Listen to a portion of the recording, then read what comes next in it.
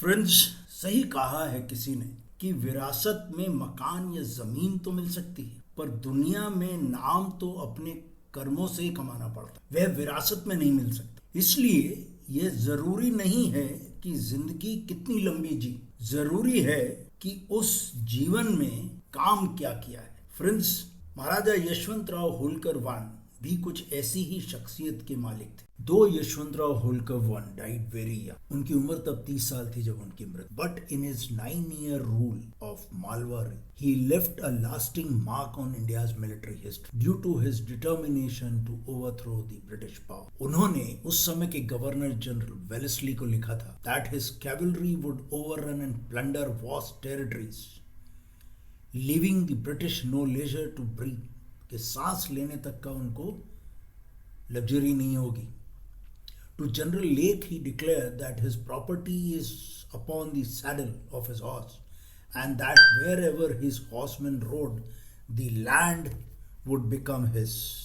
Despite the limited resources and an army largely of irregular, he inflicted heavy losses on the British. He emptied their treasury, forcing them to recall the then Governor General Wellesley and bring back Cornwallis, old man, and he also got their General Lake sacked. This is not a mean achievement for an Indian king. That Cornwallis promptly sought a truce on equal terms. ऐसा agreement Britishers ने किसी और Indian राजा के साथ equal terms पे नहीं की. The achievements therefore of Yeshwantrao Holkar one cannot be therefore quantified in terms of how much territory उन्होंने he captured, उन्होंने कितनी territory capture की थी, बल्कि इस रूप में देखना चाहिए कि when the Britishers were bulldozing their way, subjugating one king after another, Maharaja Yeshwantrao Holkar one was the only king after Tipu Sultan to have stood against the mighty Britishers and gave them a bloody nose. It's a remarkable story worth exploring in depth. For greater details, read my book, The Forgotten General Maharaja Yeshwantrao Holkar one.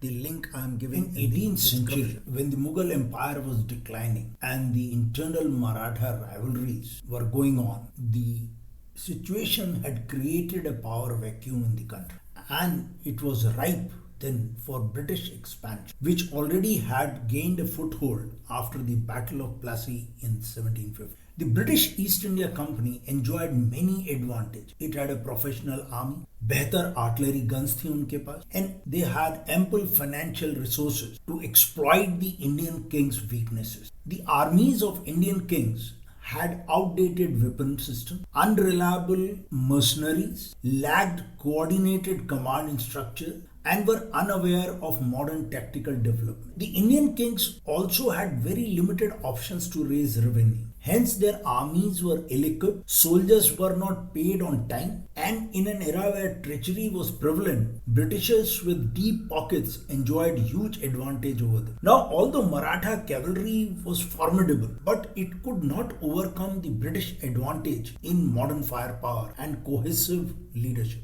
The Indian kings were also more concerned about their own Indian rivals and therefore preferred to help British to defeat their fellow Indian kings. There was a lack of trust amongst them.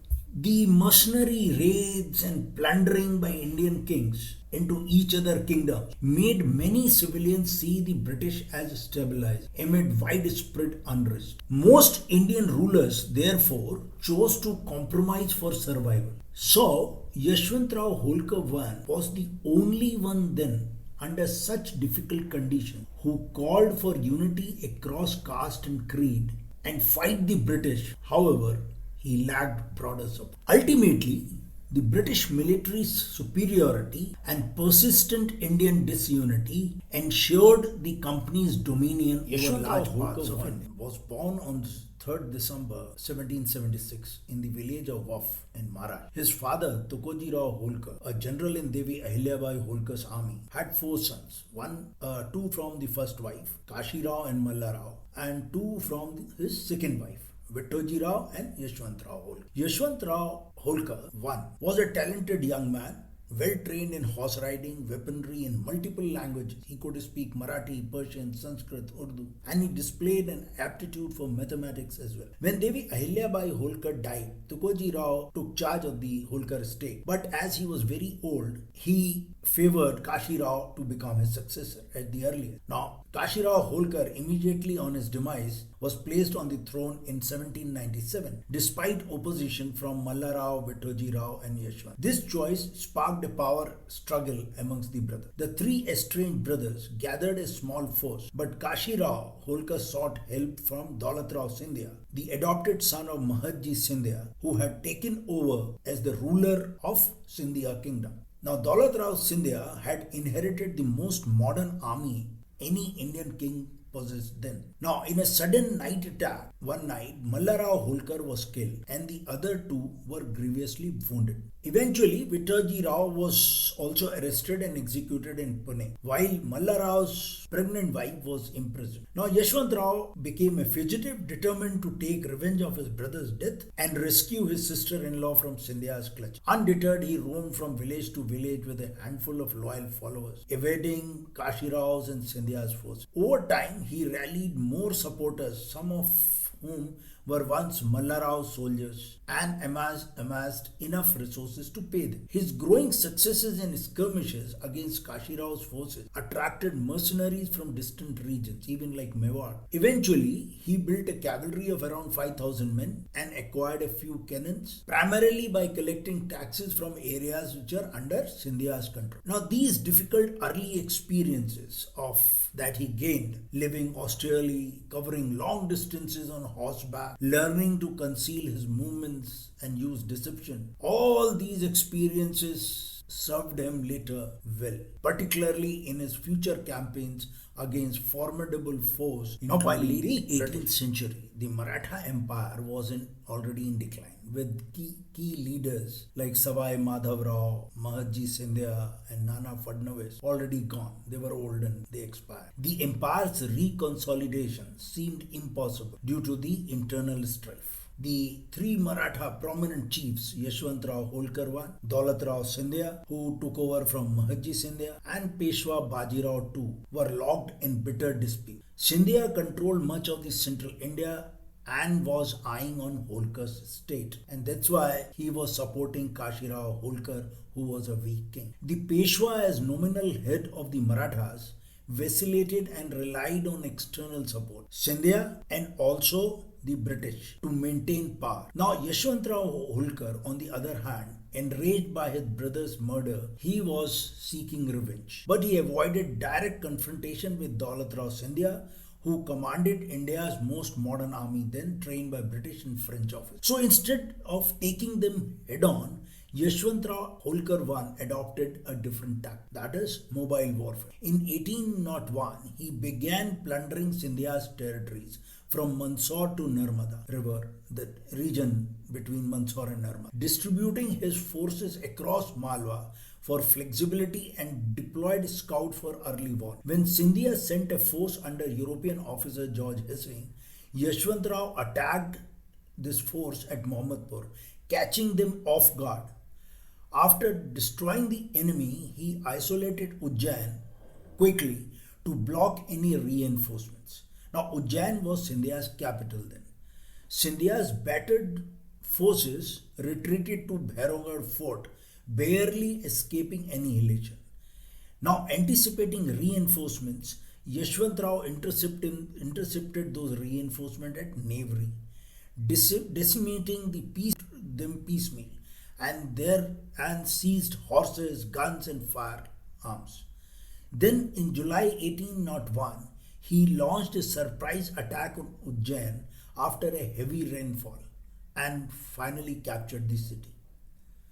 Now, anticipating Daulat Rao Scindia would be advancing with a massive army to save his capital, Yeshwantrao Holkar I immediately withdrew to Indore, avoiding pitched battle to preserve his small army. His strategy dealt a severe blow to Scindia's forces while showcasing his brilliance in mobile warfare. For details of this battle, refer to my book, The Forgotten General, Maharaja Yeshwantrao Holkar.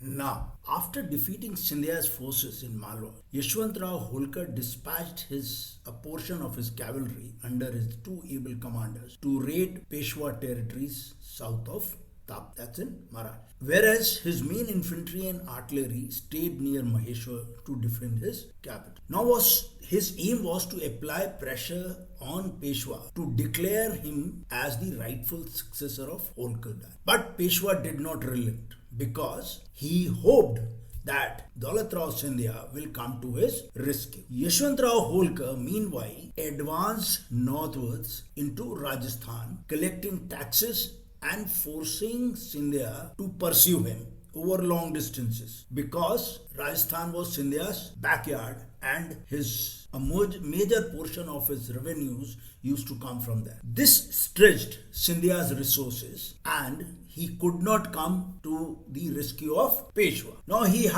this allowed Yeshwantrao Holkar's raiding parties, that cavalry that moved into Maharashtra, the freedom to operate near Peshwa's domain. Thereafter, in early 1802, Yeshwantrao Holkar returned from Rajputana and then moved to Maharashtra. He crossed the Tapti river and moved towards Nasik and captured a lot of areas which belonged to Kashirao Holkar. And also during the rainy season, his troops plundered Peshwa villages and cut off supplies to Pune. Peshwa Bajirao too still refrained himself from direct confrontation, hoping support from Scindia, which was not forthcoming. So Scindia formed a new force under Sadashiv Rao to defend Pune from north. Yeshwantrao Holkar, meanwhile, outflanked them by sending Fateh Singh Mane's cavalry across the Bhima river to threaten Pune from southeast. Now this two-pronged strategy scattered the Peshwa's weaker forces and left Pune vulnerable. Now, meanwhile,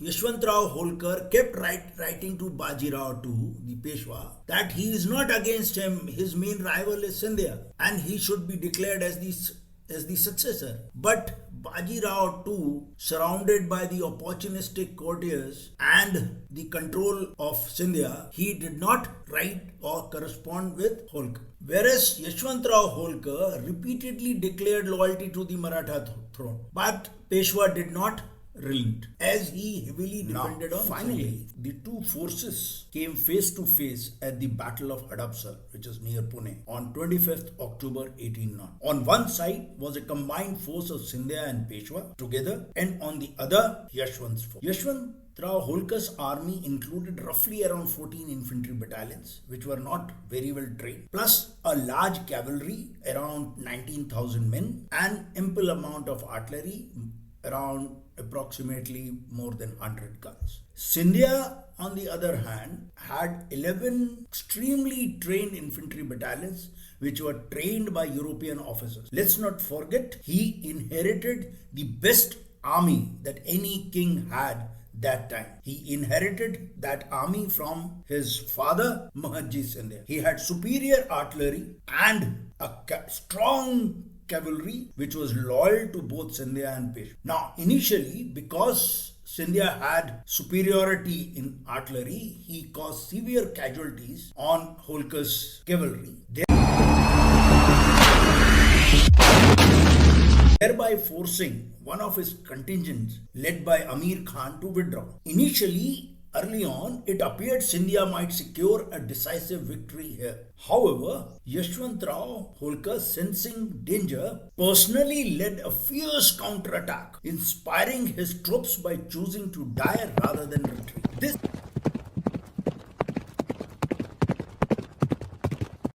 sudden assault by himself, led by Yeshwantrao Holkar, shattered Scindia's flank that sowed panic in their ranks, and a second line of cavalry, Holkar's cavalry, overwhelmed Scindia's artillery and thereby clinching the victory. Scindia's and Peshwa's army retreated in disarray, losing most of their guns. The Peshwa, Bajirao too, watching this battle from afar, realized that he has lost the battle, fled towards Singar fort to save his life.